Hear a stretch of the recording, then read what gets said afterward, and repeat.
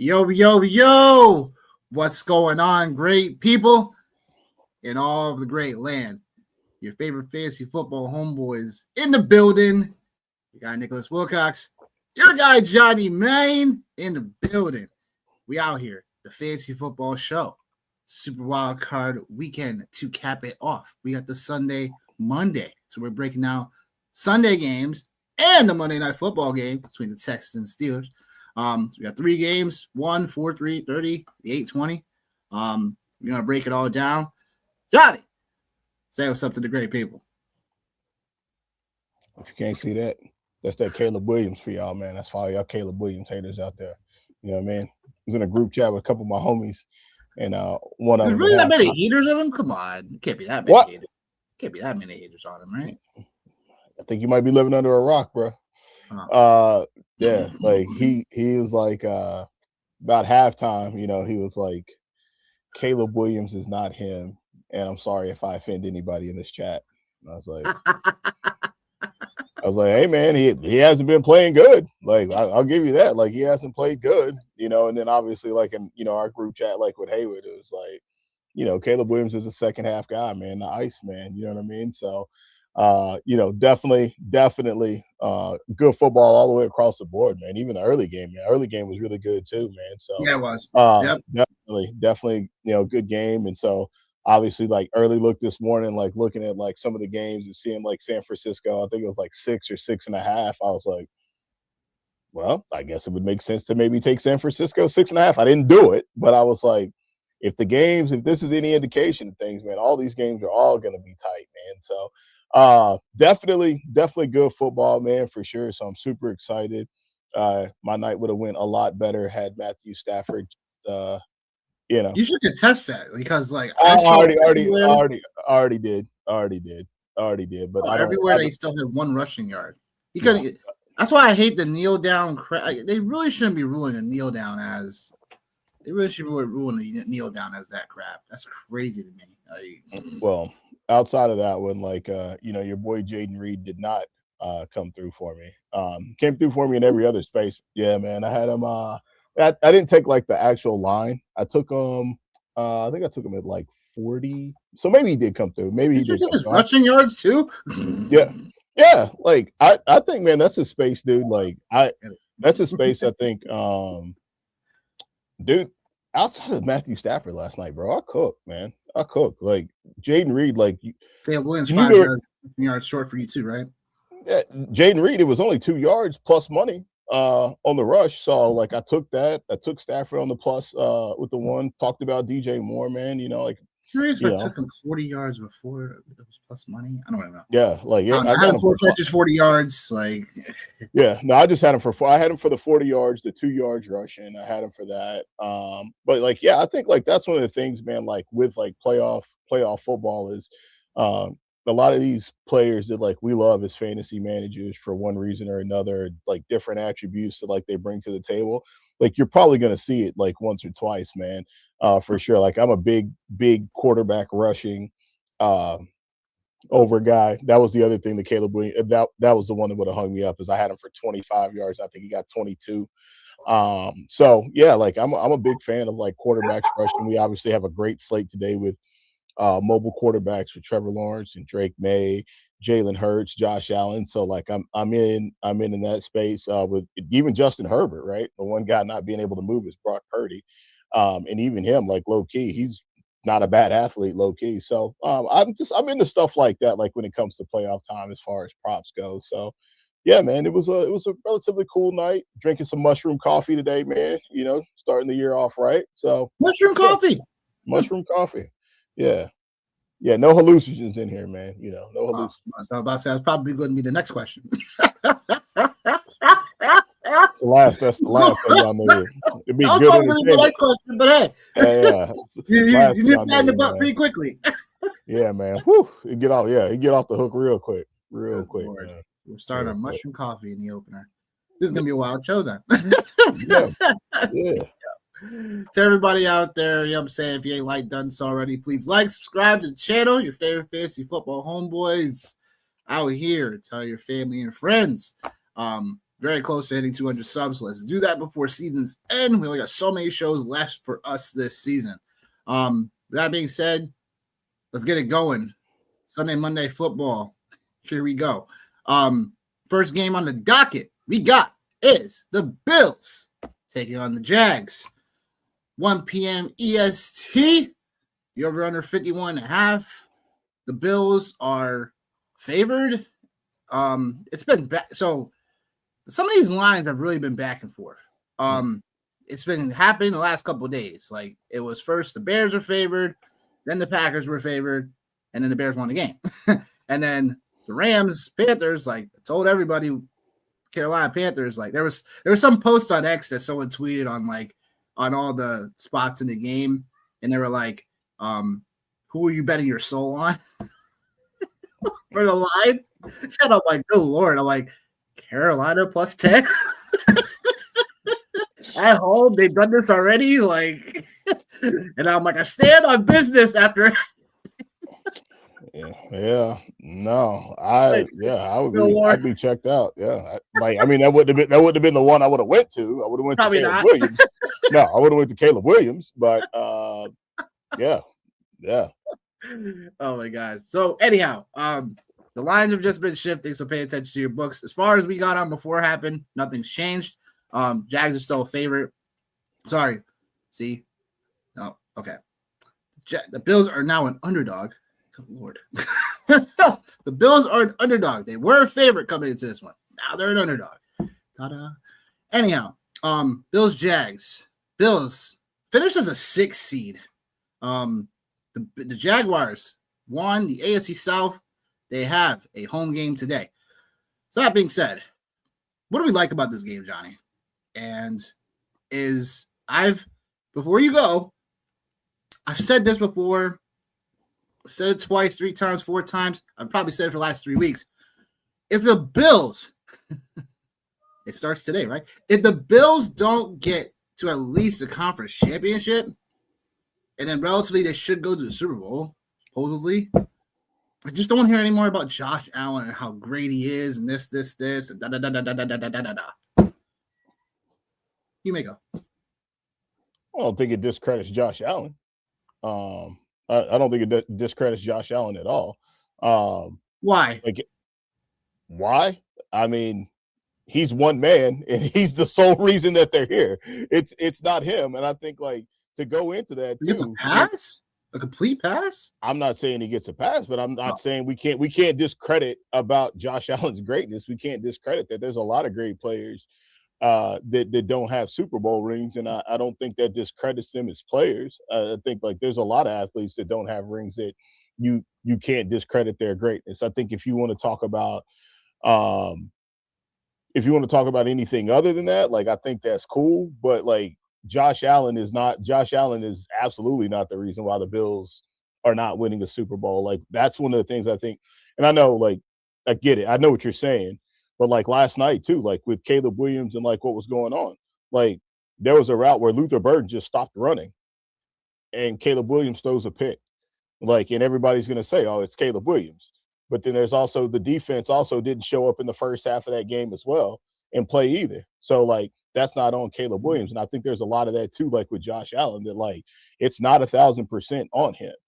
Because realistically, man, I was obviously looking to see, dude, Josh Allen in the playoffs,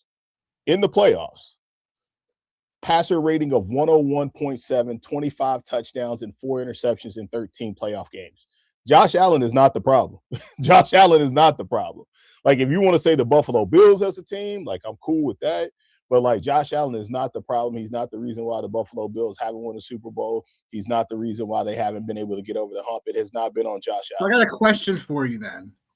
So where do we go when it is the QB's fault, right? We all like to get on the QB, right? Yeah. When it's the QB that gets people over the hump, we want to give QB the credit. We can't have this duality of a quarterback just because statistically he looks great. It's just you win the game and you didn't win the game. You get to the championship game, you didn't win the championship game. I'm not saying it's going to fall solely on Josh Allen. That would be very unfair. However, how I am going to say is that the QB at the end of the day, why do they get paid the most money, right? What is it that when the game's on the line, we give the credit to the QB, we don't give the credit to him? Like, I think there's instances of that where for me personally, like if he was the media in general just picks and choose that type of stuff. No, for me, the way I look at it is if he was on the field the last series and he had a chance to win the game and he didn't win the game, or they lost because of his play specifically, turnovers, bad throws, bad decision making. All right, that's fair, that's cool. But I think if we go back and and we revisit history and just I can obviously get it, but the one game that I think that comes to everybody's mind is that duel at Arrowhead with him and Patrick Mahomes. You can't tell me that's on Josh Allen. You can't tell me that's on Josh Allen, because it's not. That game is not on him, right? So I think there's a lot of different things. What? I'm not gonna say it's not. I'm not saying I'm not hearing you. I'm just saying in general, I just don't like the duality stuff. It's it's either you did it or you didn't do it. It's not so black and white. Then we need to say the Buffalo Bills and not Josh Allen. If we say the Buffalo Bills, then I think then yes, I'm open for conversation about the Buffalo Bills team. But as one man on one side of the ball with three different phases of it, there's only so much you can do. And I dare to say that and I'm not even a Josh Allen fan, super fan by any stretch of the imagination. You are right now. I'm not. I'm just, hey man, I'm just calling it like I see it, man. I'm just calling it like I see it. And the way that I see it is Josh Allen, right now, there's only a handful of quarterbacks that you could be okay, this is a guy, go out there and go win the game. And Josh Allen is one of those guys. I think obviously you could say the same thing about guys obviously Mahomes. I think Jalen Hurts fits into that category as well, which obviously no shock. They're here. I think there's only a handful of guys that Lamar, okay, so if we wanted to go there, I would say that about Lamar Jackson. I would say his play in the postseason has been the reason why the Baltimore Ravens. But see, this is different.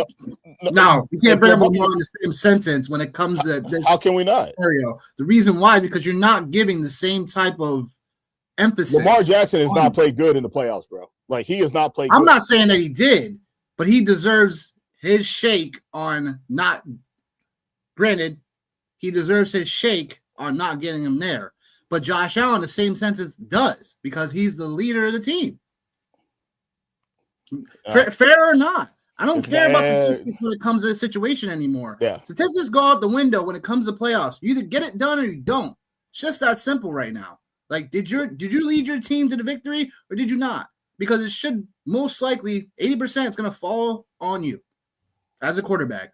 Because you already know you get paid the most money in the league.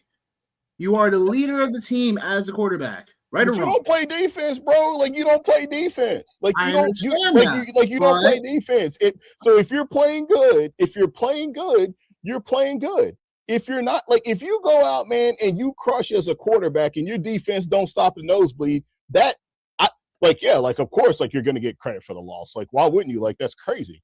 But you can't say you lost the game because of quarterback that threw for 3 touchdowns, 300 and some odd yards, and played a flawless game. But on the defensive side of the ball, you didn't stop anybody. He didn't make a mistake. He didn't do anything wrong. He didn't play bad. He didn't turn it over. He didn't make bad decisions. It's the other side. It's a team game, man. So again, if you want to say Bills, cool. But I can't let you say Josh Allen. I just for me. But anyways, this game. Whatever. So the same sentence, you're gonna tell me that you just brought up Lamar, right? So you're in the same sentence, you're gonna tell me that it's Lamar's fault that the Ravens didn't get it done against your Steelers last week? No, I won't say that. I won't say that. Not in that scenario. See, again, that's why this is why we all go back and forth on this type of stuff, because it's always we like to paint a picture of someone not taking accountability. Lamar Jackson has 11 turnovers in the playoffs, bro. I understand that, but I'm not talking about the statistic. I'm talking about how like you said, the whole team getting it done right. That's understandable. But as a QB, You're the leader of the team. It's going to fall on you, rightfully or not rightfully.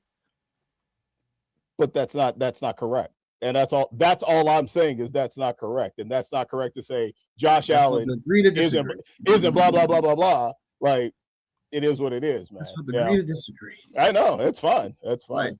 Right. What's up, baby? Yo, we out here, yo. Good morning. What up, Tip? What's happening? What up, make sure you go like the YouTube video, bro. Please come on over and join us on YouTube. That being said, the Bills Jags. Yeah. You got Josh Allen. So if he doesn't get it done here, what if the Bills don't get it done here? What do you have to say for them? If they don't get it done here. Are they playing with house money now because of all these quarterbacks not in? Your Burrows or your Mars? Like I said, there's no excuses here. I have a theory with this game.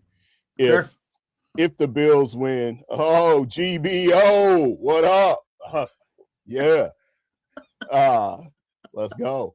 I have a theory that if some way the Bills are able to get out of Duval today with a win, I think they go on a run. I think it's just that simple. They go on a run.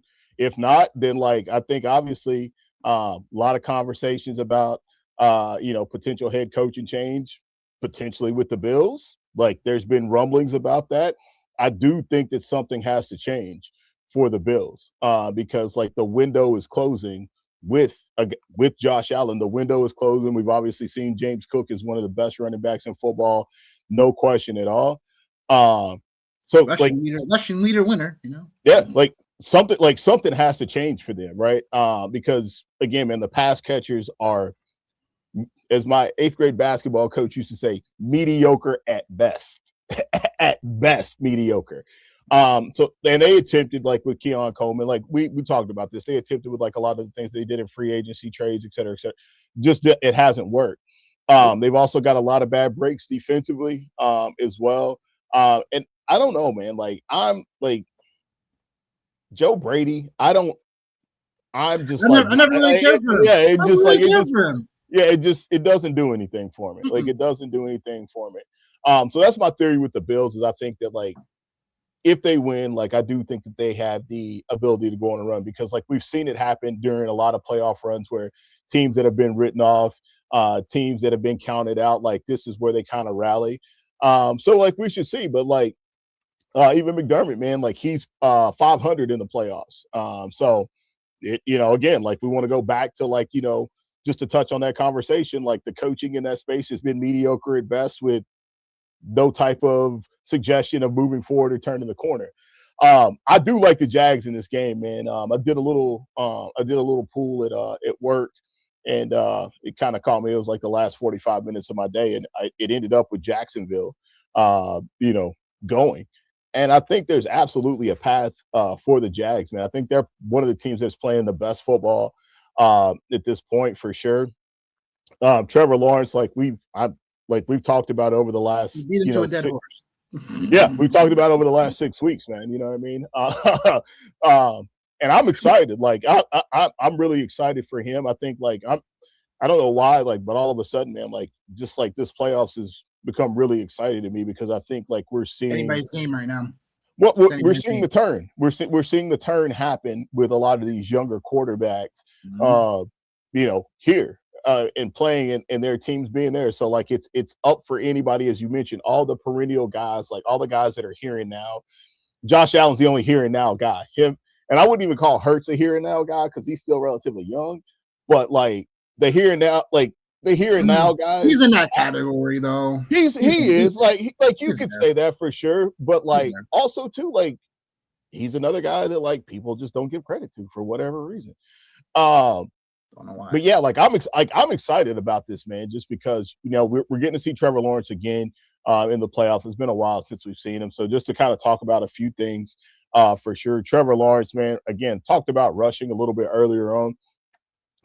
In 11 of his 17 games this season, he's had at least 4 carries, including 8 of his last 10 games. So in his last 10 games, he's had 5 carries for 24 yards, scoring 7 touchdowns. And this is crazy. This ain't Josh Allen, but the Bills defense has allowed almost 7 yards per carry to quarterbacks. That's the highest rate of any team to make the playoffs in the 2025 playoffs. So I think there's definitely something to pay attention to there. Like if you want to talk about rushing props, maybe when you talk about DFS as well, as far as like mobile quarterbacks, there's definitely an opportunity there with Trevor Lawrence. And then, obviously transitioning over to the Buffalo Bills, man, and really it's only two guys, man. We know it's James Cook. We know it's Josh Allen.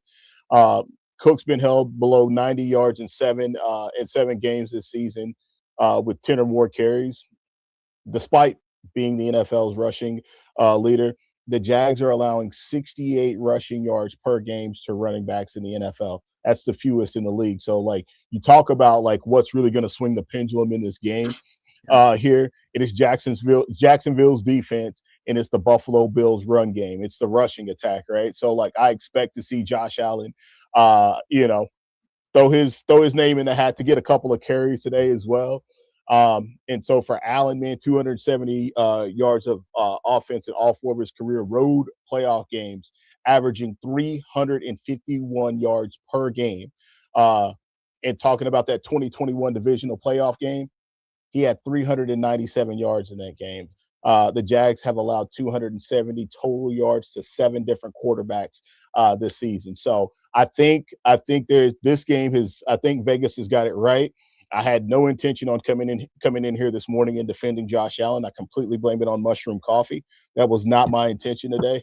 Didn't even care about it. Literally, we could would have been totally fine not even talking about Josh Allen today. Like, totally would have been fine. But like, I just called it like I see it. I wouldn't even call it a track record. I'm just calling it like I see it, man. So I do like the Jags in this space today, man. 1,000%. But obviously and the then Bills. Josh Allen, he likes the Jags. Yeah, apparently. I just listen, man. I'm like the fantasy. What is it?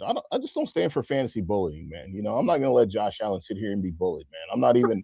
Like I said, I'm not even a Josh Allen guy, bro. But like, I'm not like. Listen, man. If you listen, if you see, listen. If you see something, bullying, huh? Yeah. If you see something, say something. You know what I mean? Like that's what it is. And I seen something, so I'm saying something. So I'll talk about ownership real quick on FanDuel. What? I said that mushroom coffee is a wonder, huh? Oh, it is. I can't imagine what it's going to do for me 3 weeks from now.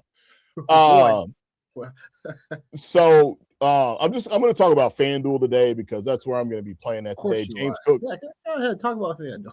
Yeah, listen. Last time I checked, money be green. Money be green for your accounts. Yeah, money be green. Listen. I don't get it confused, man. I don't get it confused. Yeah. James Cook's the highest owned player on FanDuel today at 40%, followed by Josh Allen and Trevor.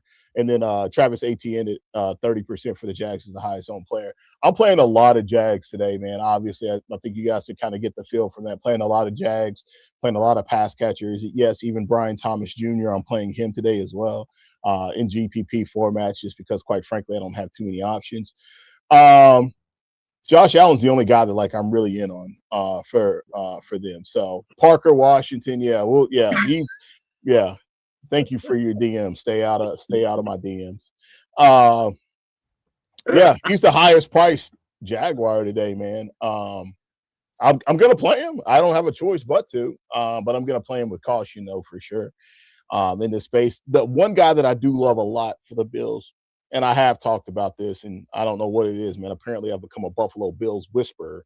I see. But like the tight ends, man, like I've been saying it for the last few weeks. Like the Buffalo Bills tight ends is if you're gonna be playing, or if you're, I know props is your game, but like if I'm propping or I'm playing, which I am playing DFS, I'm definitely looking at the Bills tight ends 1,000%. 3,800 Kincaid. DraftKings, 3,300 Dawson Knox. DraftKings, definitely both in play on the tight end perspective in this one. Strange is 3,900, but Buffalo Bills have definitely, locked up tight ends throughout the season. So we'll just have to find out how that goes. I think for myself in this one, I'm on the Jags. I think what makes me a little concerned is obviously because of how, really good Josh Allen is, like, you can never count him out in a situation like this. Buffalo, like, hasn't really – we talked about this before in spots like this for Josh Allen, where you only really want to play Josh Allen. He's 7K on DraftKings today. You only want to play him in these type of spots where the Jaguars have allowed their quarterbacks to, you know, in these matchups, they've just been allowing a ton of volume from quarterbacks in these spots. And for Josh Allen, this is what we want, you know. So Jaguars on average have allowed 41 plus dropbacks per game, you know, to quarterbacks over the last 8. So that being said, like, Josh Allen in this spot for me, like, makes a ton of sense from all sides, because you just want a guy that's going to be, you know, 7K for Josh Allen where he should be 8K in a slate like this on DraftKings. He's pretty much an automatic lock, because no matter how you see it, Jaguars, just like Chicago for the most part this season, has been a defense that they've been more opportunistic for turnovers, but they still bleed a ton of yardage. They still bleed, you know, points from here and there. So I do like Josh Allen as if you're locking him in like at 7K on DraftKings, because the only real way I see some of the other quarterbacks kind of like really outdoing him is if I think Herbert makes sense at 5,800 for DraftKings later on tonight against New England, only because like Chargers should be in throw mode. I think Jalen Hurts is someone that you're going to have to get a few rushing touchdowns for him to really reach his ceiling in a spot like that. And the weather's now holding up versus what I was concerned about earlier. But anyhow, I like the Jags in this spot. I like the slight under, unless, again, like the pace picks up really quickly in this spot. Like this still could be a spot where it's a slight under, still like a 48 over under in this spot. But yeah, give me the Jags in this spot. I like how they've all come together. We talked about Trevor Lawrence before. This is the spot for him now. You know, like he's faced some defenses that have been somewhat cupcake, but also, he ripped apart Denver when they played them a couple weeks back. So I like Trevor Lawrence in this spot. I do like the Jags, so give me them in this spot too. So we're in alignment. Cool. Yep. What is he like this? I think he's like the third highest owned on DraftKings today among receivers. If you're playing, he's 5K, and I definitely like him in terms of like, prop land. So we'll get there later. But definitely Parker Washington's going to be high owned. So there's definitely some leverage spots off of that too. We'll get to that too, but definitely like the Jags. We both like them in the spot. I'm just really curious if Buffalo does lose this game, like, do they really make the change for McDermott? Or it's like they give him one more opportunity and it's like, you got to go out and get, real defensive ballers, because this past season, we've seen some retreads for this defense to try to stabilize. So I'm not sure if it's like really like, they need to get more talent, or it's more like the system needs to change because it's not working. So we'll just have to find out how this game goes. Anything else to add? No. Okay. Next game. Niners. The Eagles. Eagles winning. What's the first time a team's gone back-to-back for the NFC East division since like 2005, I think. Back-to-back division titles. Something like that. 2004, 2005. Someone out there correct me. That being said, Niners getting 6 points on the road going into Philadelphia. Take on these Eagles. You're over under 44.5. 4:30 game time start on your Fox network.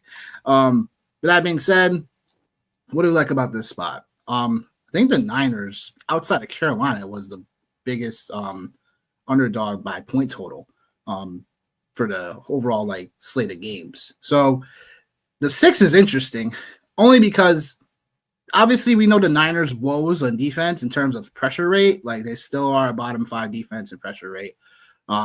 They do in terms of so that leads to other things for Philadelphia if they want to throw the ball.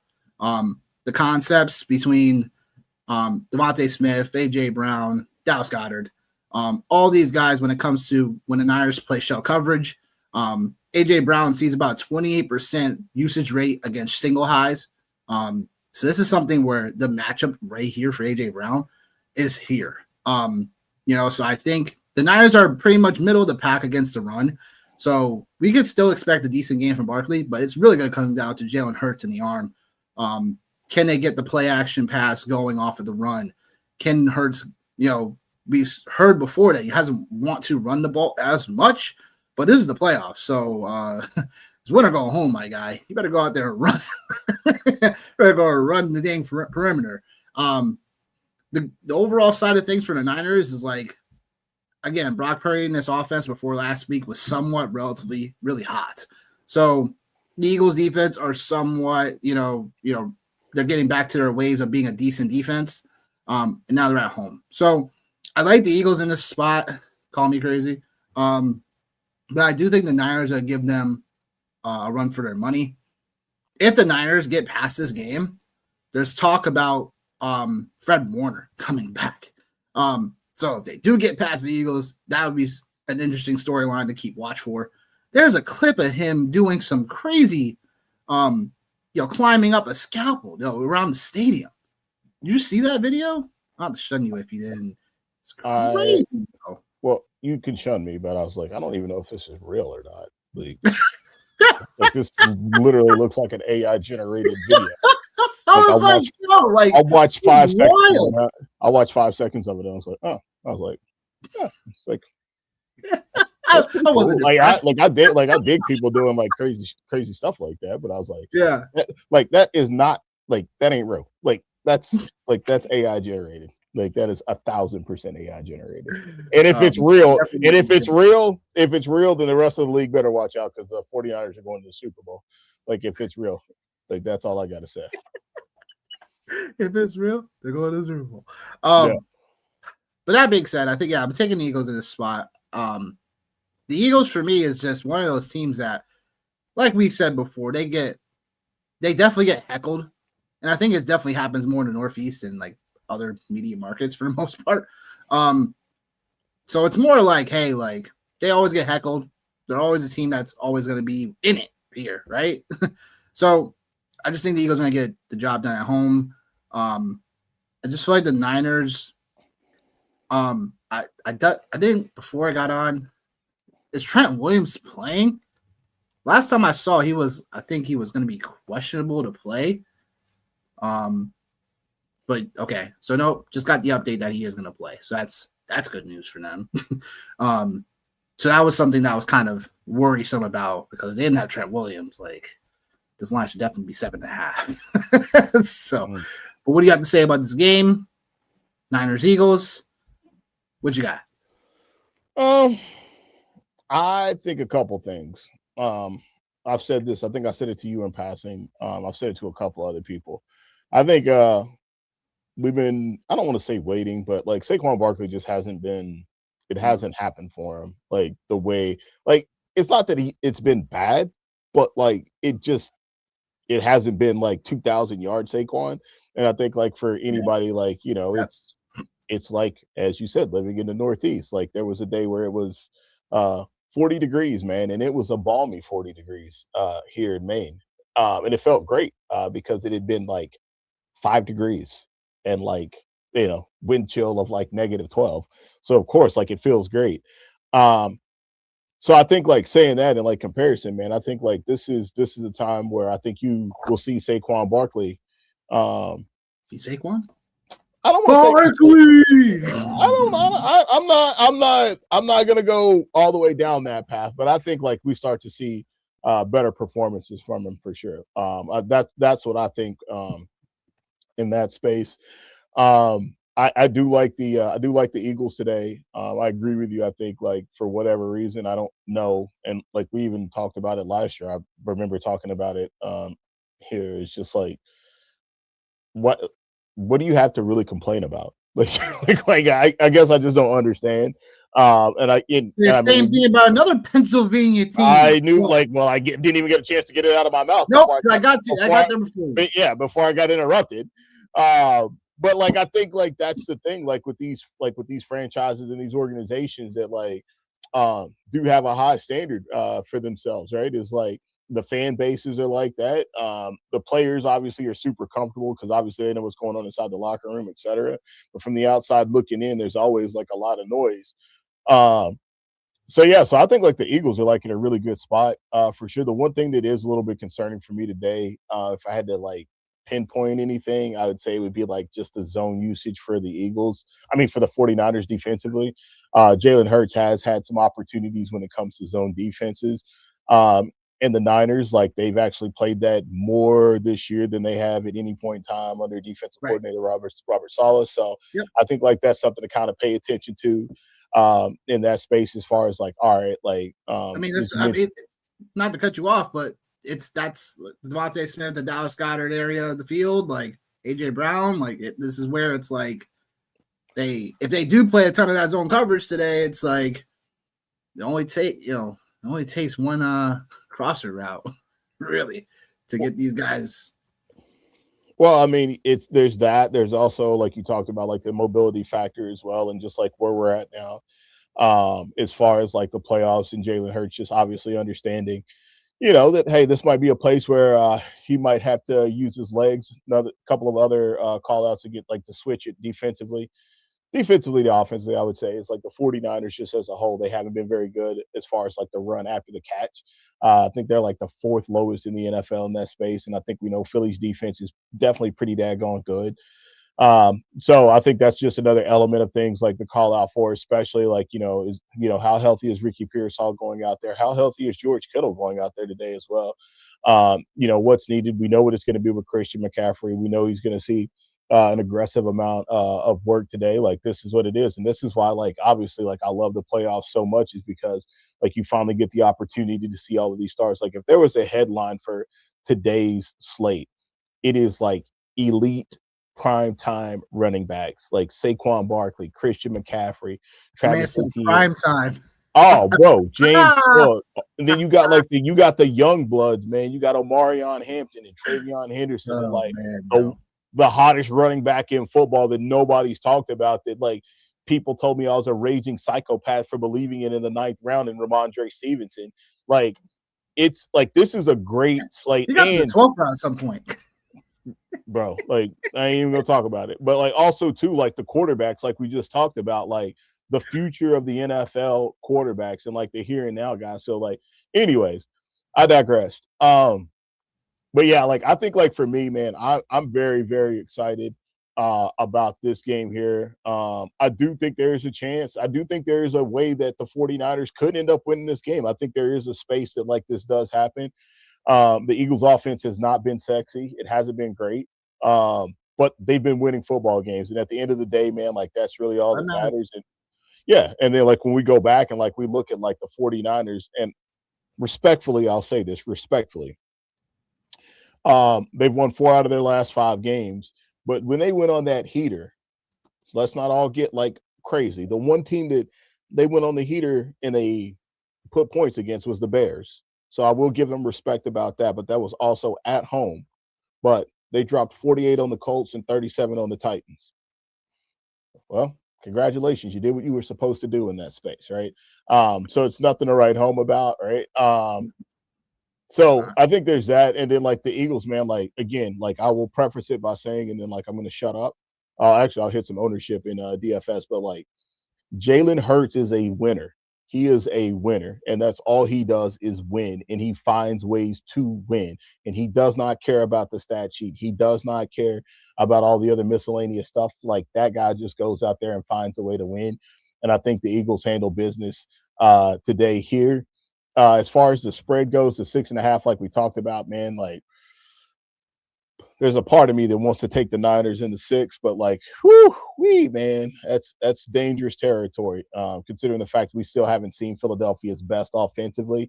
And I think they've been saving it for, I don't want to say saving it, but I think they're getting ready to start operating in that space now as champions do, given the circumstances. FanDuel, man, highest ownership, of course.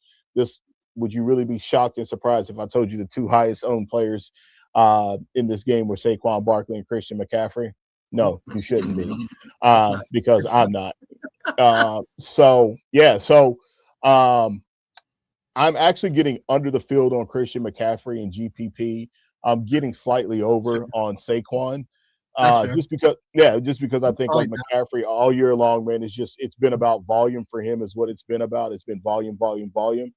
So there's that. And then pass catchers, obviously, like as you mentioned, man, Goddard, Smith, AJ Brown, loving all those guys, man.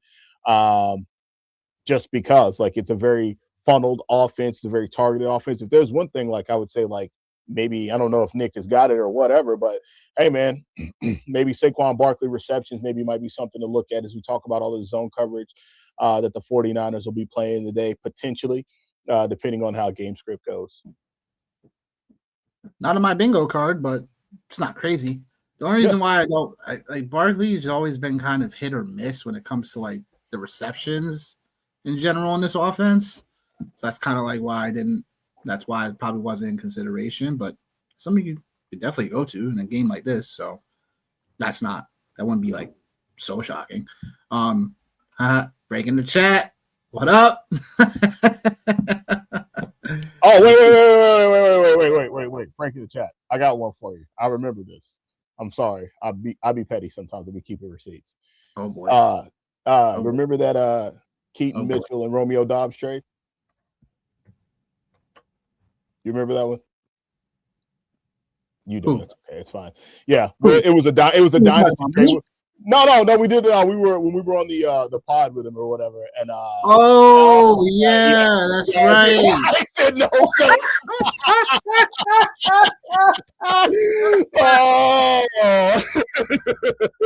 I don't recall that one. Oh, I know the two of the Romeo Dobbs haters, man. Two of the Romeo Dobbs haters in the same space at one time. Hey, the only thing is that look like it.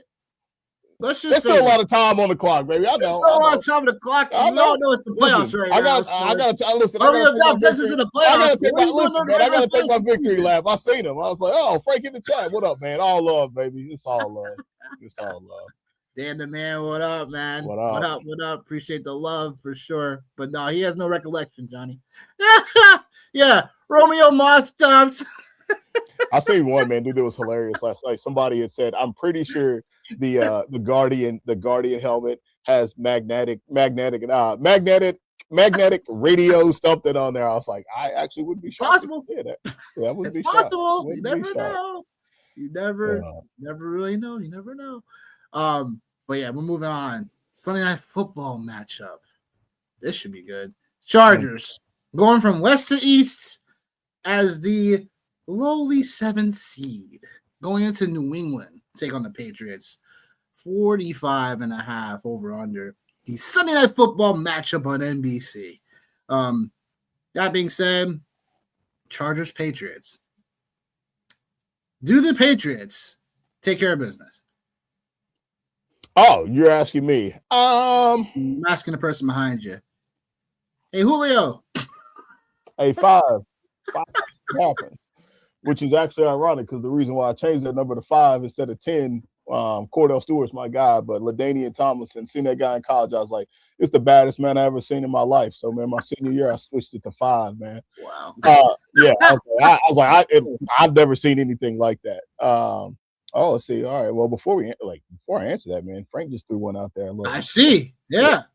But I came to drop a parlay for the fellas. Okay. We appreciate the love, brother. Josh Allen, 80-time touchdown. Combined passing yards, 475. I think he's saying both quarterbacks combined. Yeah.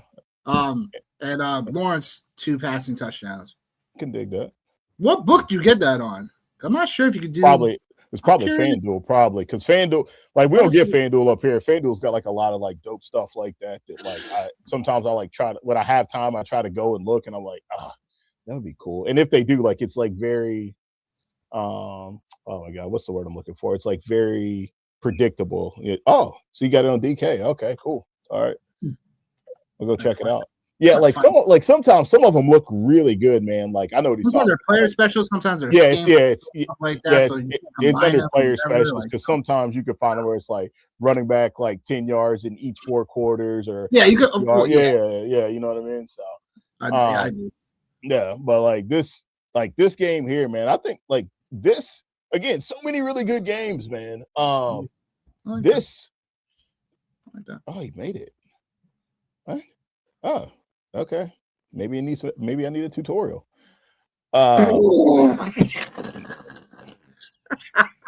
Cause sometimes they be on some garbage, man, and not letting you like parlay like certain stuff, man. It's all right. Listen, I ain't shamefaced. No, it's not even that, but the fact that you said tutorial is just hilarious to me. Yeah. I think like, man, this game definitely could be, if there could potentially be an upset today, I think like this is the one where it could happen. I say that and watch Drake May go out here and throw for like 5 touchdowns and completely break the slate and be like, no, Matthew Stafford, I am the MVP. So we got a little Biggie and Tupac action here, West Coast to East Coast. But yeah, we talked about mobile quarterbacks, right? Like talked about that a little bit today. Drake May tied for the second most of the NFL with scramble yards with 706. Justin Herbert finished 2 yards behind him with 704. Both quarterbacks scrambled at a top 10 rate this season. May at 19%, Herbert at 17%. Man, I'm excited about this game, man. Like I really am. I think there's so much. We have a juicy slate. It is, man. Like one quick call out too, man. Like we talk about like, like, hey, like who or what, like this game. Drake May has been held below 240 passing yards 5 times this season, and he's averaged 258 yards per game this season. However, when he's played against teams with a 500 record or better, he's averaged just 230, and then he's threw 2 touchdowns. And the Patriots went 1-2 against teams in 2025. So against playoff teams, I should say, in 2025. So like, is it that they've been beaten down?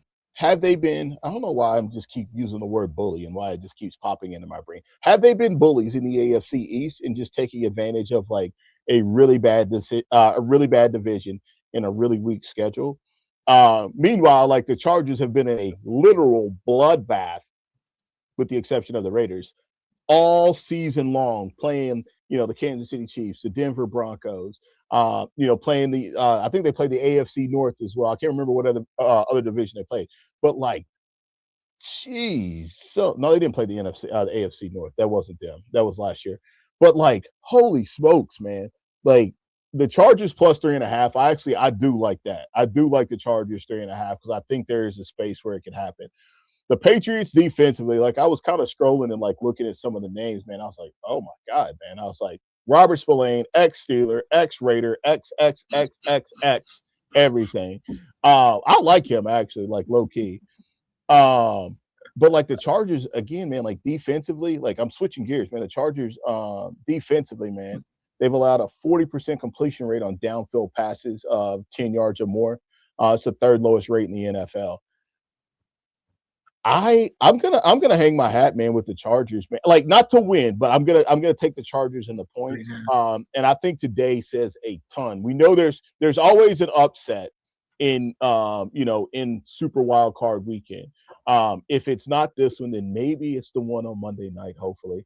But I'm gonna take the Chargers, man. The 3.5. I'm gonna pick the Patriots straight up. And see what happens. But like, dude, what a game we have, man. Again, like the 2 future faces at running back, 2 of the future faces with Omarion Hampton and Travion Henderson and Ramondre Stevenson as well. He's a future face. I mean, listen, dude, Ramondre, is he like 27? I don't know if he's 27. He's kind of up there. He's got to be at least 27. I think he's 27, so I wouldn't call him a future face. So yeah, but either way, man, he's been the hottest running back in football, as I've said earlier. 28. He's 28 in February. But fair. But he's still the hottest running back in football. So good luck today, Chargers, in your second string offensive line. I think this game is probably the of all the slate of all today's and tomorrow's game is probably the one I'm kind of in flux about, because what happens, I feel, with the Chargers is that like their defense is immaculate, right? Pass defense is a top 5 defense for the most part of the season, and Drake May has been one of the hottest QBs in football. So it's always one of these interesting spots, because then it comes down to, I think, like the coordinator positions and how, like, the chess match goes. So I think I agree with you on the plus 3.5 for the Chargers. I just feel like the Patriots still gonna get it done. I know they've had one of the easiest schedules, just like the Niners this season. But I think Drake May really his progression of being able to deliver, you know what I'm saying, in terms of his gameplay. You know, he's just a wow's difference from last year versus this year in such an incredible time. And most times, like, you know, after your rookie year, sometimes if you had a decent one or whatever, like, the Patriots didn't have the best season last year, but Drake May, like, he didn't have the best rookie year, and then like comes in and just like picks it up constantly. And you're like, has this guy been playing for the last year or the last 5 years? So I think with Drake May, I think he's someone that I'm a believer in now. He's turned the corner, I feel. And I feel like he had that up, and that's why he was like one of my guys to, you know, for people to draft this season as well, because I was like, you know, there was something there when it comes to his rushing ability. And I knew when Mike Vrabel came into the picture, like he can get a good amount out of him. So I just didn't expect this type of like ceiling outcome with him. So that being said, I'm going to keep riding with the Patriots here. I think they get it done here in this spot. I just think when it comes to health, it's not, you know, health is not, you know, you can't predict that. You know what I'm saying? So, can't predict all the injuries that can happen to you and stuff. But I think that might show up tonight for the Chargers. Like that, again, we're really talking about most of this line second. Like this line's pretty much down to their secondary pieces. And then if even one bang up happens tonight, like we're talking about a guy maybe coming off the practice squad potentially that was either, you know, called up to the main today or whatever, or for this game. I don't know, man. Yeah. I think the Patriots will get it done. I think they overall just they're a pretty balanced team in my opinion. So I just think I'm gonna take the Patriots just straight up in this spot. Yeah, it's gonna be a good one, man. Like I'm going back and like I'm just like looking at the teams that like they've beat this year, and I'm not gonna categorize anything before week 4 because I think like that's still, and No. my Steelers are in there, but like if you look at everything after week 4, Bills, Saints, Titans, Browns, Falcons, Bucks, Jets, Bengals, Giants, lost to Bills, Ravens, Jets, Dolphins. I do want to see how this is going to be, man, because I just like Drake May. Like I get it. Like I don't hate Drake May at all. I think like it's definitely going to be a situation to see like, you know, him being tested for sure. And I think obviously like during this playoff run in the AFC, like he's going to be tested like he hasn't been all season long.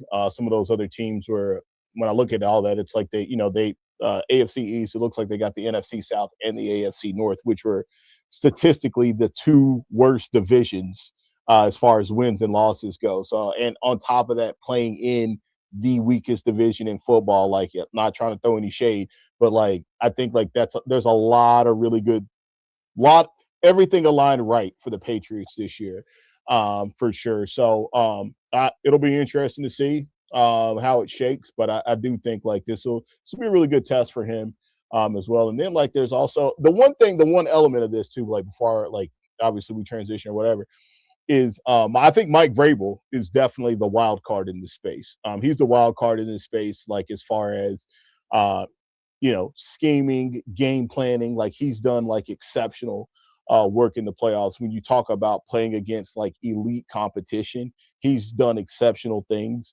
If you go back and kind of revisit, like he was one when he was in Tennessee, they knocked off Tom Brady in the playoffs, and Belichick. He out Belichick with the old punt shenanigans there, which I loved. I loved every moment of it. Period, point blank. Literally loved every moment of it. Like, oh God. So I think like that'll be interesting. And obviously, you know, we have Harbaugh too, man, which I think like we can't undersell him. We can't underrate him as far as like what he's been able to do, given the situation that he's been in with this Chargers team all year, but just him as a coach, like big picture, like, right. Like, you know, he's talked about it a couple times in passing that like, if he doesn't get Justin Herbert a Super Bowl, like he's failed, because Justin Herbert as a talent is like clearly like the best quarterback that he's had. So yeah, man, like this is gonna be a fun one, man. Oh man, like yeah, I'm excited about today, bro. I'm excited about it, Yeah, nah, it's going to be a good cap to that. You know what I'm saying? It's going to be a good Sunday night cap to the overall Sunday games. So definitely looking forward to all these games. So they should have all types of excitement. It just feels like we thought the letdown might have been yesterday some spots, and it's like we got man. full on Sir. NFL drama No, in both games. Yeah. We'll just find out how it happens and goes. We have over 172 people looking at our video today. Please help your people out and like the YouTube page, please. The Fantasy Football Show. We're pleading now. We're trying to get to 200 subs before the end of the season. Please go over and like and subscribe if you haven't done so already. At the very least, please go over from X to YouTube to come like the video and then go back to X if you want. But please help your favorite fantasy football homeboys out. We have one more game to get to. And Johnny, it's your favorite one. It's Monday Night Football. The Texans getting 3 points going to Pittsburgh. The over-under 38.5. Steelers, Texans. Johnny, you have the floor. Oh man, this is going to be stressful. It's going to be stressful. I think I've thought about this. Well, I'm not even thinking I've thought about this. I've thought about this every since Monday. I've thought about it. Because I do, not being a homer, I do think there is a world where the Steelers can absolutely pull off this win. For sure. I think this game, there's a lot of things that favor the Steelers. I think I say this, and of course, it's going to come to fruition. So I don't even want to say it out loud on the air. But the Texans, I'm going to, because that's what this is about. That's what this is about. The one thing that really strikes me is the Texans and the run game, and the Steelers' inability, or their inability to be able to stop the run all season long. I think there's a couple of narratives, and I think there's a couple of things. So just word to Joe Budden, just walk with me. You got a lot of veterans on this defense. This is all they've been wanting. This is exactly the situation they've been asking for. This is exactly what it is. To win the division, to have a home playoff game. TJ Watt looking for his first, playoff win, which is crazy to even say out loud, right? Like that's crazy to say. So like all these veterans now defensively, like this is what it is. Obviously the Texans have Nico Collins, been on record for saying one of my favorite fantasy football players over the last 2 seasons. And then they also have like a lot of really good young talent as well with, the Iowa State boys as well. So I think that's kind of scary for me, given the fact that like we have been known to give up some big plays. We've been known to give up big plays all over the field defensively. Who am I kidding? So that's kind of scary. I think offensively for the Steelers, I think this is just a situation where like, what do you do to mitigate a defense that is this aggressive and is this good? You screen them to death. You run the football at Will Anderson. You run the ball at these guys. The one guy that sucks so bad that we don't have today is Mount Washington, because like that could have been the ultimate equalizer for this game. Absolutely. But I think you see Art Smith and Aaron Rodgers like at their finest in this moment, like with the run game. Aaron Rodgers, like just seeing him on Sunday night, I refer to it as him being in his all Madden mode, where he gets the players on the field that he wants, that he needs, like schematically, and he's just like, hey man, you run a dig, you run a go, you run a 7. You like that's all it is he's up at the line of scrimmage, like directing traffic. I think that's something that can help you guys out in this spot. If you're gonna play against the Texans defense that's already been like the terrorizer, and there's been some spots where they haven't looked invincible. You know what I'm saying? Yeah. So it's like I think the biggest thing for the Steelers, and that helps, is that Aaron Rodgers, like you said, conducting the musical. You know what I'm saying? And keeping things on schedule. And once they are tempo, line of scrimmage, we're going. Like it's So like I do feel good about like that space for sure. I think too like the weather, obviously, like the Texans playing indoors, being it outside in Mhm. Pittsburgh, like we've seen like the home field advantage, like we've seen what it is. So yeah, man. So I like this spot for them for sure. And we'll see how it goes, man. There's always a team that goes on a run. I think if you look on paper, like this is a team that looks like that should have done way better and could go on a run. And I seen in the chat like what is DK Metcalf gonna do after his two week vacation? I'm just gonna give you my theory. I'm gonna give you my theory. And again, this I'm not I hadn't even said one stat. This is just me as a fan right now. Nick, you can cook it up statistically however you want to. This is just me as a fan right now. I think that DK Metcalf, after a 2-game suspension and seeing what he put his team through and how close they were to not even being in this place, I think you get the best version of DK Metcalf that you get all season long. And yes, I know Stingley just got his second All Pro. Yes, I'm well aware of that. I know Stingley's good. I know he's got game. I'm very well aware of that. I am. But even statistically, if you don't get his best game, this might be a game where he comes out and intangibly is one of the better pieces and does a lot of the dirty work. So yes, so I am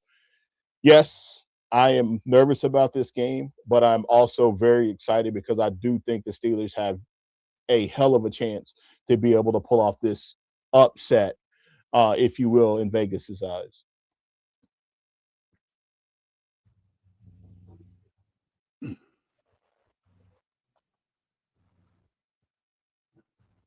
I still think the Texans are going to win the game.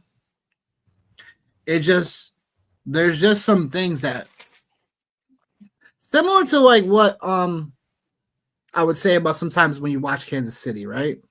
It's like when they went on their run, it's like there's just times where quarterbacks are going to find ways to live take advantage of a defense, and that's what Rodgers does. To his credit, like he, to the best of his ability, takes advantage of that. There will be times I feel in this game where the Texans are going to want to bring that pressure, and it's just like you said, you're going to be boring and dink and dunk the ball down the field because that's just going to be what's effective. I don't think the Texans are going to sit back in coverage because if they do, they know Rodgers is going to try to pick them apart. And I think that's possibly how this game could go. I really think it comes down to the secondary for the Texans versus Rodgers. Who's quarterbacking them, with the Petries of the world, you know what I'm saying? Like you said, and also this pass rush, like how quick and out, like the X's and O's of this matchup is going to really matter in this spot. I think the Texans are going to cover, but I do think it's because of the only way the Steelers are going to find a way to get this one done is if not only their pass rush gets home on C.J. Stroud, because C.J. Stroud has tendencies to not play well on the road, but it also comes down to, again, can Rodgers get that extra touchdown? With DK Metcalf coming back into the fold, like that's going to help the offense. Like I've said before about the Steelers team, like they are a better team when Metcalf is able to stretch a defense out and they're able to, dink and dunk the ball down the field constantly. In this spot, that's totally possible. I just think the Texans defense is going to be a little bit too much for these guys late in the game. When it comes down to it, you got a bunch of playmakers for the Houston Texans. And we all know that. But it really comes down to more of like, okay, is simply the front seven of this Texans defense and that back going to be able to take advantage of these offensive weapons for the Steelers? And I think that's going to come into the scenario. So that being said, I like Texans in this spot. But I do think the Steelers obviously have a puncher's chance. They're at home. They're outside in the weather. And they have Aaron Rodgers, Super Bowl winning quarterback. Yep. And respectfully so. Like that's totally it. Like you there's a couple of things too, like to kind of go back and forth was like one of the biggest question marks going into the offseason, or yet in the offseason, was the Houston Texans offensive line. That was one of the biggest question marks that a lot of people had. That's why like a lot of people stayed away from CJ Stroud and like whoever they thought was going to be the running back, Nick Chubb, Joe Mixon, Woody Marks, or you took Woody Marks later. this is like the time, like for those vets, man. This is the time for the Haywards. This is Derek Harmon. This is the time for the Derek Harmons of the world, right? Like this is the Yep. time, Unsung for hero. those. Yeah, like I mean, it really is going to come down to a battle of, of the trenches, like no doubt. Um, so yeah, man. Like I just again, it's a puncher's chance, and like it seems like momentum is. It feels like momentum is starting to roll for the Steelers, and I like all of that being said, I think there's also another element of this that we could talk about as well. They're like, and it's always like the most. It's football 101. It's the most fundamentally important thing that's here. Turnovers and what you do with them. Turnovers, what you do with them, and special teams, because this is going to be that type of game where it's going to be, I think, 38 and a half. Like that makes a lot of logical sense. It makes like this ain't CJ Stroud's first outdoor game, man. Like this guy, man, he played at Ohio State. Like the weather's crappy there, so like probably, you know what I mean. So like Right. this right, yeah, like right. This ain't his first rodeo, man. Like this, no, it's definitely not. But it's not like, dude, like it's not his first rodeo, right? Like it's not like, and I know, like, I'm just looking at skill players. I'm not looking at everybody else, like, whatever. This ain't Nico Collins' first show, man. He's a Michigan guy. Like, this ain't their first rodeo being outside, like, in cold weather games. Like, it ain't. So, like, yeah, man, I think there's just, like, there's a lot that's obviously at stake. I seen in the chat was asked, like, hey, somebody had asked about Haywood had asked about like Tomlin and like rumors and stuff, man.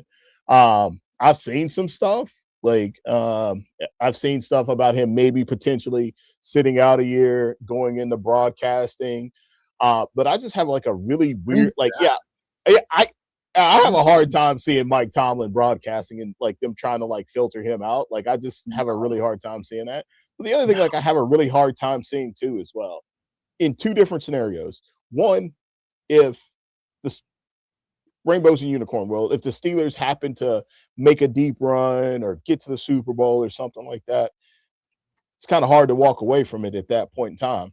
The only other thing I do, sorry, the only thing to cut, I didn't mean to cut you off, but the one thing that historically works on your side, Monday Night Steelers Football at home on Monday Night Football haven't had a loss since I've been born.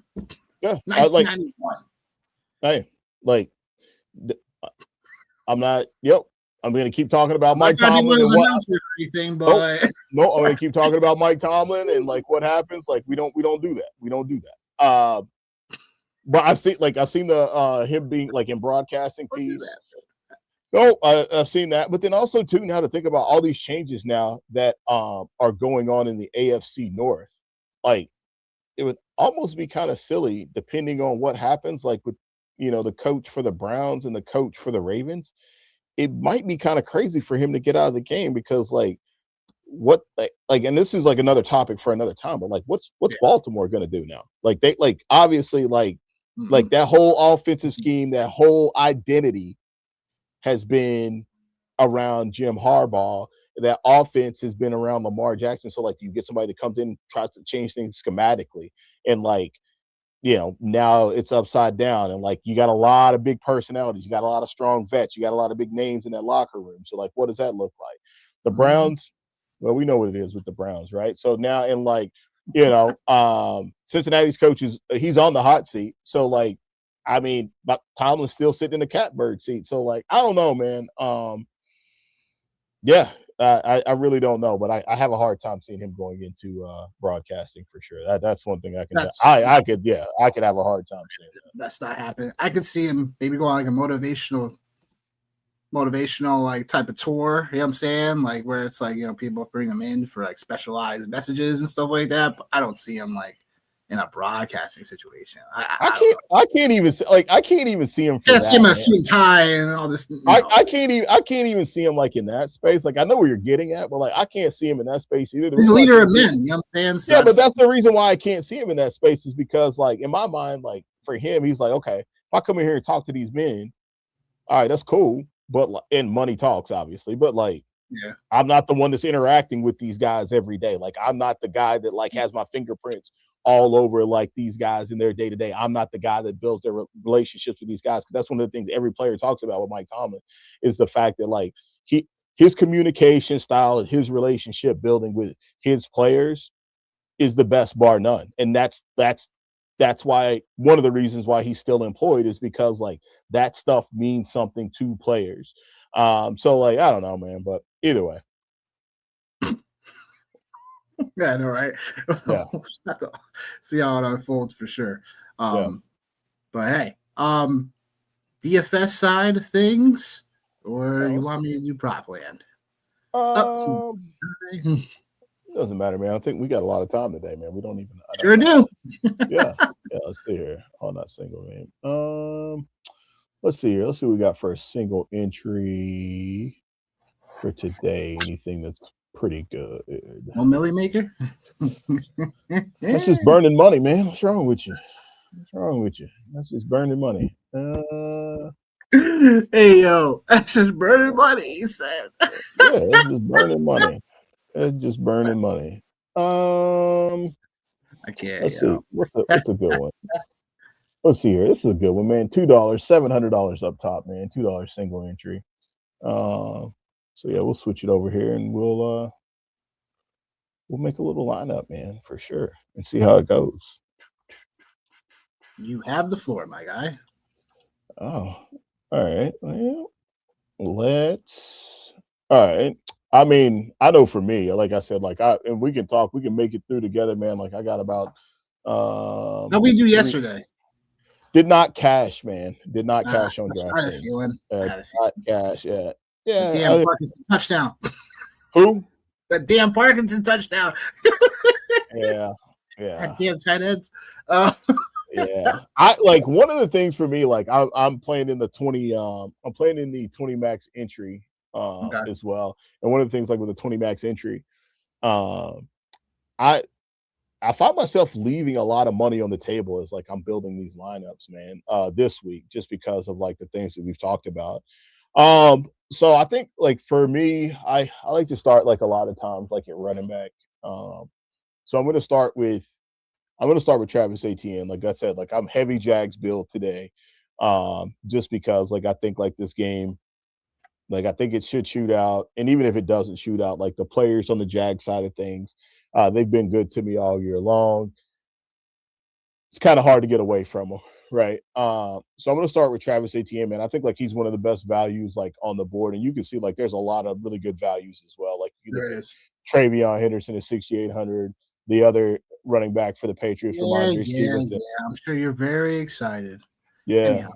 You don't get any bonus points for for trying to take the hard route. So Travis Etienne is one of my first players that like I've been making sure to get like in every single or as a majority of lineups as I possibly can. And then from there, I go down to wide receiver and I look again too, man. I'll tell you one guy actually I like a lot, so I'm gonna put him in here. Is I do like Quentin Johnston today, man. I like him a lot. Like I think if we say like again, like it's a 3-game slate. Remember, it's a 3-game slate. So on a 3-game slate, like you gotta find a way to get different somewhere. And I think Quentin Johnston, it's either gonna boom or it's gonna bust. And sometimes even on these 3-game slates, even if he busts, if you have the correct build, like you can still get there. Just because like there's so much value here on this slate that you can leave I did a lineup today. I left $4,000. I left $4,000 on the table just because there's a lot of value here, right? So he's a guy that like I've been playing a lot of. I like him. You got Jacoby Myers obviously as well. So I'm gonna go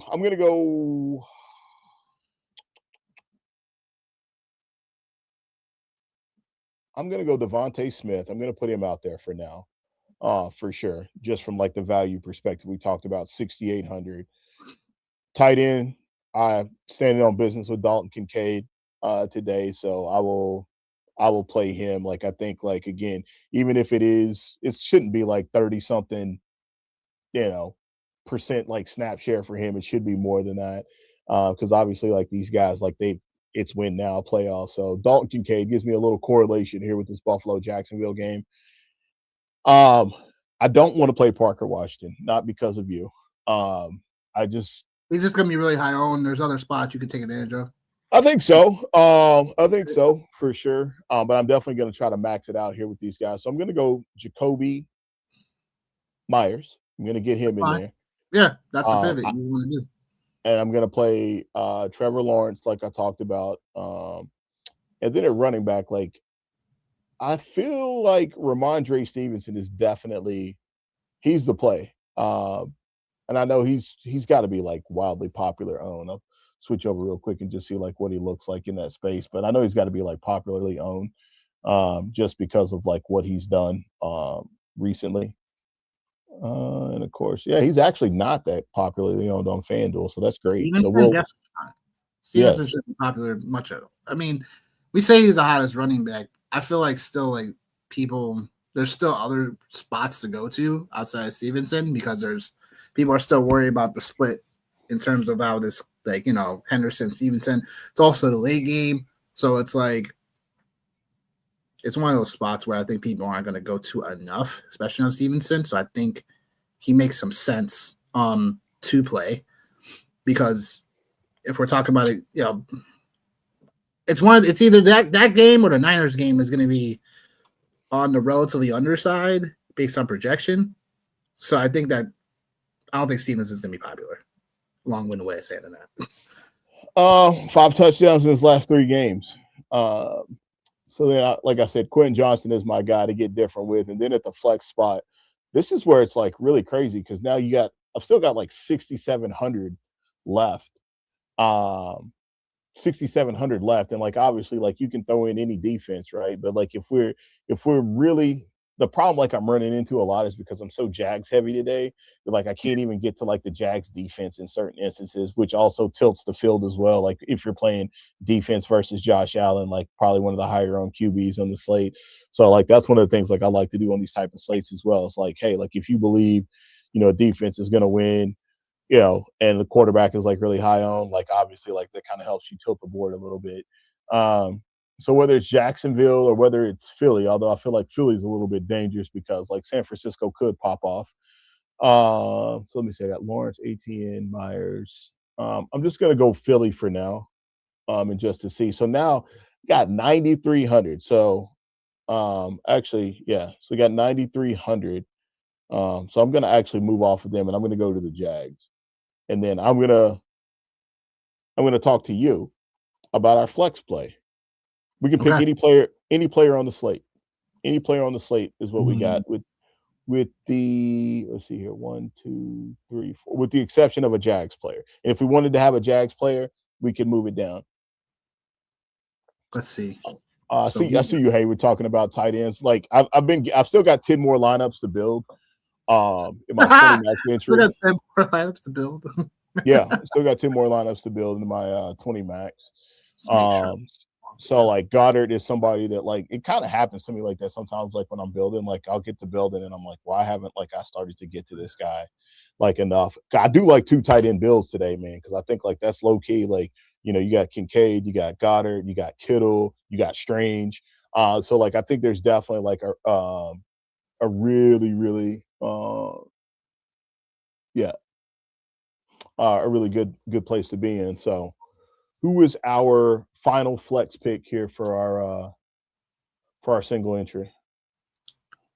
Let's see. How much we have available, you said? We can take any player. It don't matter. We can take any player. We got 9,500. Christian McCaffrey's the highest priced player at 9,500. So we can take any player we want. So like your best play of the day, who is, if they're already on here, then like, that kind of sucks. But I guess it comes down to AJ Brown or Christian McCaffrey. We already have Devontae Smith, and we don't have no bring back or Purdy. So just give me McCaffrey in this spot. I think McCaffrey is going to have a way of just been doing it all season via the volume. So it just makes sense to have him here in this spot.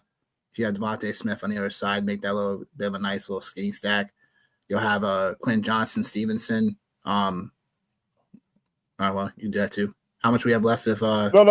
I just I just move. I always like. I'm a psychopath. I always move. No, yeah, that's that's not being Always. psychopath.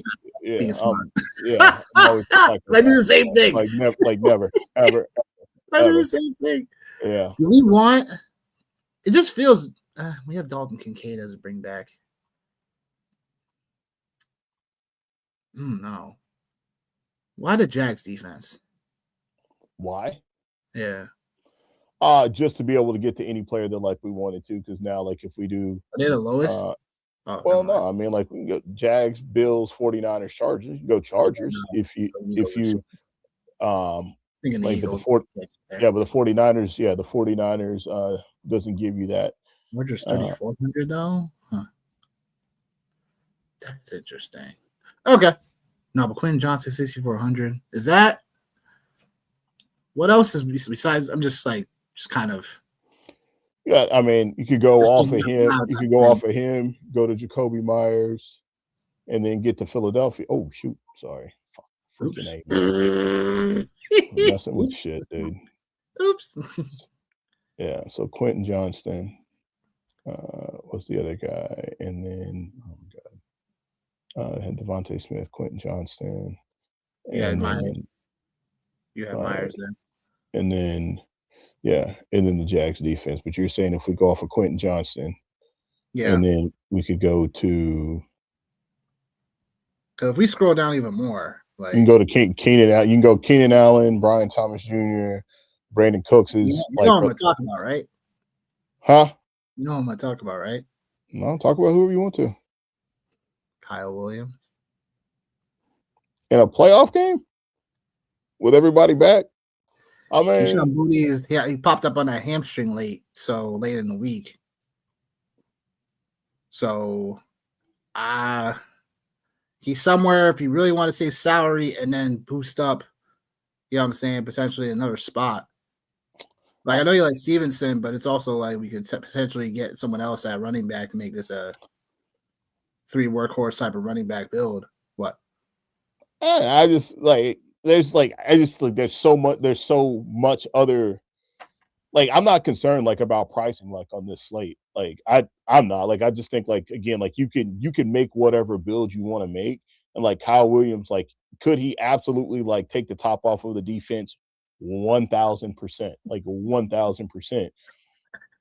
But like there's all these other wide receivers that like we have access to like at 6,400. Like you have Johnston, like potentially Pearsall, BTJ, Keenan Allen, Pop Douglas. Like there's definitely like a lot of guys that like are going to be on the field. I'm also curious about? Keon Coleman. Crazy to think about. Reason why is because Palmer's on the IR.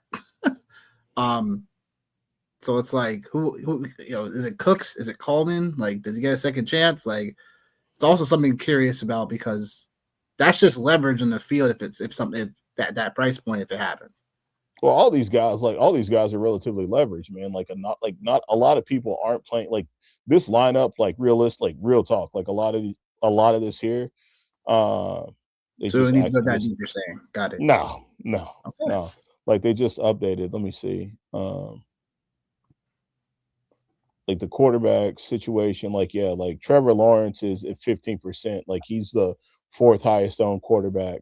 Like people are going again. Like McCaffrey 52%, 52%. Travis Etienne is 28%. Ramondre Stevenson is 13%. Like we don't have to go like that deep. Like all these the roster that like we have. It's not a lot of people are going to be playing these guys, and that's in GPP, like the ownership. So like we don't have to get that deep. So that's why I was like, okay, like if we're doing this, Quentin Johnston is obviously touchdown, big play heavy. So all right, like that's cool. And if we think like the Chargers are going to be within 3, like they're going to be within 3 because of Justin Herbert, 1,000%. So why not there? Or if we wanted to, we could go McConkey. So yeah, I just don't think we need to go that deep. So I think like if we're looking at in the space of Diggs, McConkey, Quentin Johnston, Jacoby Myers, Brian Thomas, Keenan Allen, that's where we're at. Yeah, I get it. 49ers against tight ends lately. How much is Goddard? I would think Goddard's ownership wise, he's probably like, I gotta say he's like 30% at least. Goddard's 5,600.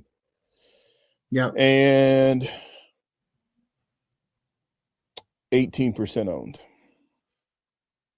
A little bit less owned than I thought he would be. A little less owned than I thought he would be. And then Gadsden, what's he at? We need a wide receiver though. Oh yeah, sorry. Yeah, we do. Sorry, yeah, we do. We got. You done gone down a rabbit. You done gone down a rabbit hole. Sure did. And how much we got salary left for receiver? 6,400. And I was going to tell you, Lab McConkey. I mean, look, man. Like all we needed, man, was we just needed the receiver. I mean, the flex play. So if McCaffrey's the flex play, like it's either Brian Thomas. Well, we can't even go Brian Thomas Jr., so we can't go any Jags. So it's like, all right, like which pass catcher do you want to go with? Do you want to go with the Chargers? You want to go with the Chargers pass catcher? Like we can go Quentin, or we can go Keenan Allen.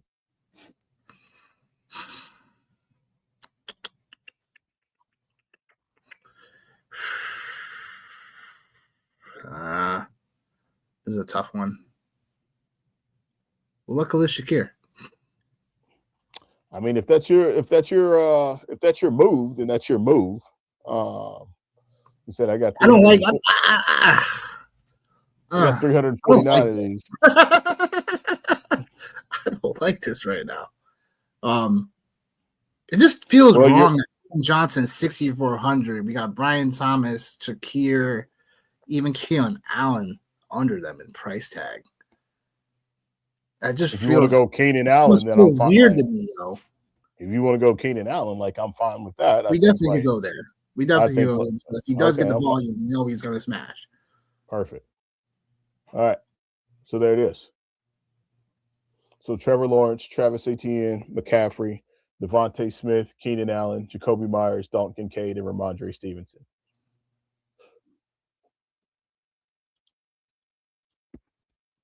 Better hope for Stevenson for 3 touchdowns tonight, though. Well, I mean, if we could get to Travion Henderson,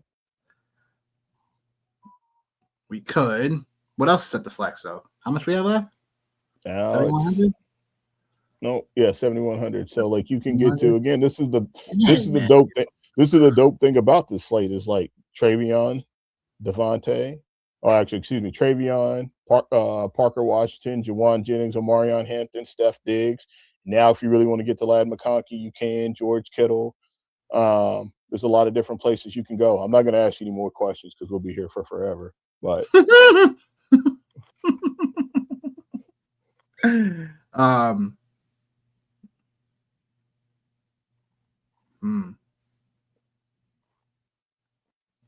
George Kittle. George Kittle, he says. Double tight. All right. Double tight. That's right. All right. That's it. I'm not asking you any more questions. That's getting submitted. Boom. Done. All right. Whew. Lord. That was fun, wasn't it? A few years off my life, but stop it. Oh, stop it. You even took a half an hour off. Get out of here. Get the hell out of here. But I mean, yeah, like we'll have to find out how that all shakes out. Like, just keep us posted then. That being said, Nick's prop shop in the building. We went 3-2 yesterday on props. Watson just couldn't get that last catch he had. And then somehow Kyron Williams didn't get 66.5 rush yards because the Panthers really bottled him up second half. To where the Rams are basically just, playing for their lives down the stretch. So other than that, we killed it with Burden yesterday. Stafford we killed it with yesterday. And then matchup base, McMillan. That was easy. So 3-2 yesterday. So here we go. Nick's prop shop back in the building. One more time. We are going to go to the first game of the slate. We got Josh Allen over 230 pass yards. This feels like a spot where Josh Allen's going to have to throw. The Bills defense, like, this could set up for a script for Josh Allen just to keep throwing the football. The Jaguars, like we talked about earlier, they allow quarterbacks to throw on them, attempts wise. So I think Josh Allen is just going to be a spot where 230 definitely feels a bit too low for him. Trevor Lawrence 240 pass yards. Again, we've been rolling with Trevor Lawrence over the last 5. He's hit this line at least. So we're going back to the well on that. Travis Etienne 66.5 rush yards or more. The Bills defense against the run, a bottom 5 defense, they are a run funnel. So definitely like Travis Etienne. I believe Tune is playing, but this is not going to shy me away from Etienne's line today. Kincaid 40+ receiving yards. Jaguars have played zone defense 78% of the time this season. And Kincaid is one of the best yards per route run against zone coverages. So Kincaid, this 40 yards feels easy, even though he's going to be somewhat a part-timer-ish, so to speak. But the Buffaloes need all their weapons today. I think Kincaid definitely is one of those beneficiaries. My guy, Parker Washington, 50+ receiving yards. We overall, I should say the Parker Washington guy, overall is the Jaguars, Trevor Lawrence's favorite receiver, in my opinion, somewhat. And I think with Parker Washington, he could get this. Haywood talked about longest reception. I don't mind that for 20+. But I do think in a game that should go back and forth, Jaguars should find Parker Washington for 50+. To the Niners-Eagles game we go for props. We got Jalen Hurts, 210+ pass yards. This is a spot where Jalen Hurts got to prove he's a passer. I wouldn't say prove, but overall, we all know, we're going to be playing a ton of zone coverage. But again, all the spots for the weapons for the Eagles find themselves in a really good spot for weapons. Like, they all get decent run against zone coverage. A.J. Brown, when they play single high coverages, again, 28% when it comes to target rate. Like, I definitely like him as well, 60+ receiving yards. We just like this game for the Eagles to pass a bit more in this spot than they normally would. I think the Niners are going to keep somewhat Barkley in check. You could take him for his rushing prop, but I do think that the Niners are going to find a way to make Hurts beat them by his arm. And I do think that the beneficiaries, Dallas Goedert, A.J. Brown, all these guys are going to find ways to hit their prop line, and then we'll find out how the rest of the game unfolds. And then Christian McCaffrey, 110 rushing receiving yards from scrimmage. We all know McCaffrey is a volume monster, and he overall should get there relatively with ease. The Eagles still are a decent defense, but McCaffrey should find the volume. It should be him and Kittle, and then the rest as it goes. I know Pearsall's still questionable, so we got to find out if he plays. If he does play, that might make things even a little bit more easier for McCaffrey. But this is win or go home time, and I expect McCaffrey to at least he should get 30 touches in this game. So he should hit his line, 110 scrimmage yards. To the Sunday Night Football game we go. We got Marion Hampton, 43+ rushing yards. This line's too low. We took this line, I want to say almost a month ago, for rush and receiving. You could take that for 58 from scrimmage. But I do like the 43+ rushing yards. This line's just too low. I know Marion Hampton is not so-called healthy coming into this one, but he's had 2 weeks to get ready. And in this spot for him, I do like the rushing prop. Patriots are 17th for run DVOA, and I think that Hampton gets there. He should get it. By my calculations, he should have at least 55 rush yards. So this line's a bit too low for me. And then Justin Herbert over 1.5 pass touchdowns in a spot where I think, the offensive line may not be holding up as much. I think Herbert's still too talented for this line.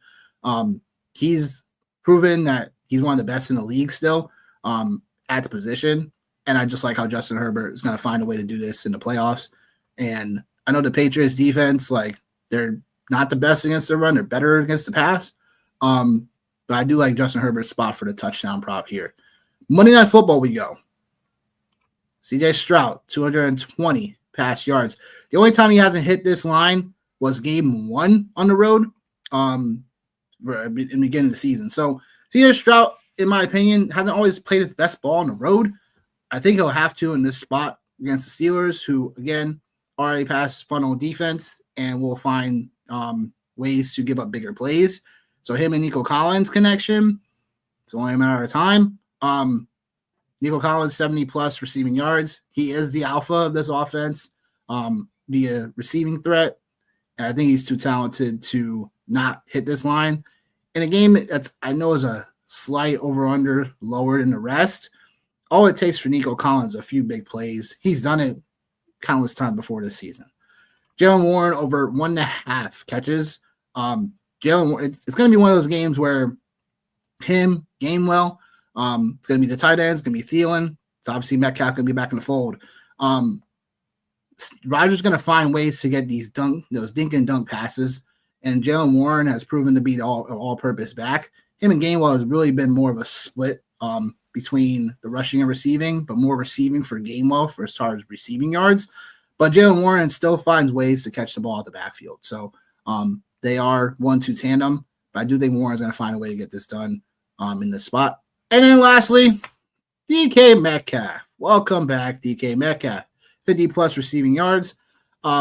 Yes, I know the Texans defense is, let's just say they lock people up. But I think in this spot, DK Metcalf's going to have to, he's had 2 weeks, well, technically so-called 3 in a way. But I'll just say that DK Metcalf's going to come back. He's going to perform for his team in a game where it's playoffs, baby. It's winner go home time. So the props I got throughout the week, I may have a few more if I see a few more. So just check the X for me. For some reason, I didn't put Jaden Reed on our list the other day. So he catched for us both yesterday, 4 catches and the 40 yards. So I felt good about that. So technically, the record should be 5-2, but we'll update that later after all the props have been have finished out for the overall weekend. But yeah, that is Nick's prop shop. Word. That's right. Stuck up hole. Thanks, Haywood. Really appreciate it, man, for sure.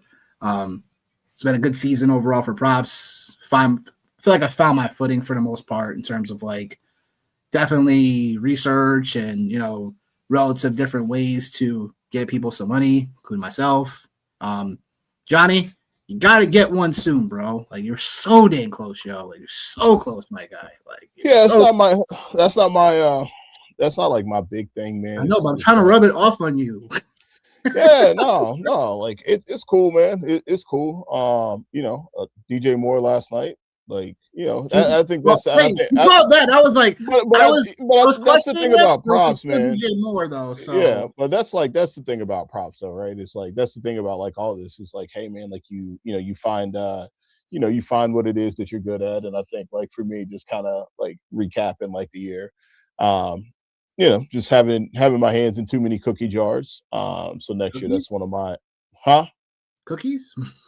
Yeah, having my hands in too many cookie jars. So next year, just kind of locking in on the space that I know I need to be operating in, which is primarily like just games and DFS, which is like I definitely feel pretty comfortable in both of those spaces for sure. And like live betting, live betting is another one I like pretty well too. Like one of the things I always try to look for, like in the live betting space, is like I really pay attention to like the first 15 first 20 plays, and that kind of gives me like a pretty good feel for like what the scheme is and like what they're looking to do. And then a lot of times like I'll look to go try to attack that. But it's all good, brother. All good. Definitely. Rico Dowell, man, ruined my freaking Rico Dowell, man, just ruined me yesterday. Like, so close for that Rams Panthers. I was like, like Rico Dowell, of course, the game that they've been playing Rico Dowell like constantly as their RB1, but then they switched it up for Chuba Hubbard. Yeah, nice. That's wonderful. Yeah, it's weird like that, man. Like I don't know. Like I had Chuba Hubbard props in one of my parlays because like I just was like, Yeah, all right, like this is like if they get down, like Chuba's going to be like involved. So like I took like the rushing and receiving like side for like Chuba, which obviously like it worked, but obviously the old kneel down for Matt Stafford. Me and my quarterback rushing in the playoffs. That's what I get. so that means Herbert and May running rushing props tonight, right? Yeah. Oh Yeah. man, listen, tonight, like, oh my god, dude, like, of course, like, I'm gonna make a parlay with QB rushing. Like, of course, like, you've got all these guys here, man. Like, it's Maybe there. 15 versus 25. Um, I mean, like, hey, man, like, you go with what you go with what you feel, you go with how you think the script's gonna play. And I thought that the script last night for Caleb Williams went exactly the way that I thought it was gonna go. And he came up 3 yards. He came up 3 yards short, and like that's the thing, man. It's like it's always about trust your process, like trust what you see, trust what you Always. know. And like the one thing, like for me, I know about Caleb Williams being a big fan of his is I know that in the fourth quarter, if the game is down, Caleb Williams has zero problem pulling the ball down and running the ball. So it just was a couple yards short. What do you do? What do you do? You go back. You keep doing it. Dang it. What do you do? Keep doing it, baby. Yep. Keep doing it. Yep. Yep. Definitely another great show in the house. You know what I'm saying? Again, if you are on X, we have over 284 people. Please get onto the YouTube and like and subscribe, please. But that being said, Johnny, I'm gonna ask you, is there any final thoughts? Yeah, final thoughts for today. Really just more about tomorrow, honestly, man. It's really what it's about. Yeah, I love that. I love that for you, Snoop. I ride with you, man. I ride with you. Yeah, and like just really getting excited for next week, man, getting a chance to see like the number one overall season. It is weird now, like not getting a chance to see like 4 teams play for the first time, in the division round versus like the one. So that's definitely a little bit different. But like the next generation of quarterbacks, man, like they're officially here, man. Drake May, but Caleb Williams, Bo Nix, like those guys, man, like they're all here. I'm probably like leaving a couple of other ones off, but yeah, excited about that, man. And again, like we don't have too many more of these left, man. So to echo what Nick said, man, please, go to the channel, like, subscribe, tell your friends about it, tell people you don't like about it as well. Like we'll take them too. We'll take anybody at this point. So that's all I got, man. Yep. Game you're looking forward to most today? Me? Yeah. Game I'm looking forward to the most, probably the Jags and Bills, honestly, man. Okay. That's the game I'm looking forward to the most, just because I think like like you're getting the opportunity to see two teams at different ends of the spectrum going different ways, man. You have the Jags that are ascending up with literally without their first round pick. You have the Buffalo Bills who, are going somewhere we don't know yet. Potential coaching changes, all kind of crazy shenanigans could be in line really for both organizations, as well as crazy as that sounds. And I think like that's the thing like I'm looking forward to the most is that because I truly believe whoever comes out of this game here, this Jags and Bills game, I think whoever comes out of this game is getting ready to make a pretty deep run for me. That's fair. I honestly am looking forward to the Charger Patriot game. Because we're going to find out if the Patriots up to snuff, right? I feel like if they get this one done against the Chargers, I feel like they could come out the AFC, which is crazy. Who, the Chargers or the Patriots? Who'd you say? The Patriots can find themselves in a position to get out the AFC. I think if they get past the Chargers. I know the tests get a little bit more bigger, but I feel like it's one of those momentum things for the Patriots because I feel like if they beat the Chargers, right, they may get the Jags if they win, or if the Bills win, like they get the winner of the Texans-Pittsburgh game. So I guess it's twofold, right? Because the Jags win. Sorry, if the Bills win, they're division rival, right? They might be rooting for division rival today. They can host the highest left seed left. So, or I don't know. Anyhow, what I'm trying to say is that I think the Patriots can make a run if they get the job done tonight. I think they had all the pieces to do it, and it was like one of those monkey off the backs, like, we beat people, this, then the thirds, and we didn't have the easiest schedule type of talk. So, although I still like Denver to come out the AFC. So, well, I got a $5,000 question for you. 5,000. That's it. That's cheap. Yeah, easy money. Yeah. The Patriots don't win tonight. Is it Drake May's fault? Yep. Fair enough. He had a great season, but if they don't get it done in the postseason, fair enough. Can't wait. Can't wait. Can't wait. It's always a QB's fault. It's always QB's fault. Yeah. That being said, we out of here. Next time you will see us is Friday evening, 6:30 p.m. EST start. I believe so, unless it changes. Stay tuned. Your local listings. That being said, myself, John, we out of here. Your favorite fantasy football homeboys is out. We'll see you on the next one. Peace.